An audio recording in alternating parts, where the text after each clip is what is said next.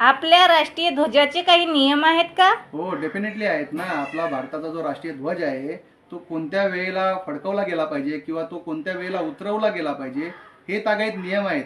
कलम 51A अनुसार प्रत्येक भारतीयाला आपल्या राष्ट्रीय ध्वजाचा सन्मान राखला पाहिजे आणि त्याच्याबद्दलच्या त्या नियम आहेत ते तागायत त्यांनी पाळले पाहिजे असं त्याच्यामध्ये सांगितलेलं आहे.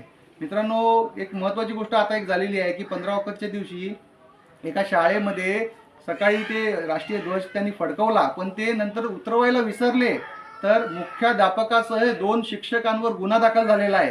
मित्रांनो, आज आपण बघतो का सर्वच ठिकाणी म्हणजे बहुतेक लोकांनी आपल्या घरांवर झेंडे लावले, कोणी खिडकीवर झेंडे लावले, परंतु त्यांनी अजूनपर्यंत ते झेंडे काढले नाही आहेत.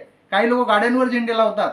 अरे मित्रांनो, तो आपला राष्ट्रीय ध्वज आहे, तो काही धर्माचा झेंडा नाही आहे तर आपण घेऊन फिरून राहिलो. त्याची एक जागा आहे, त्याचा एक मान सन्मान आहे, तो आपण प्रत्येकाने राखला पाहिजे असं मला वाटते. जय हिंद.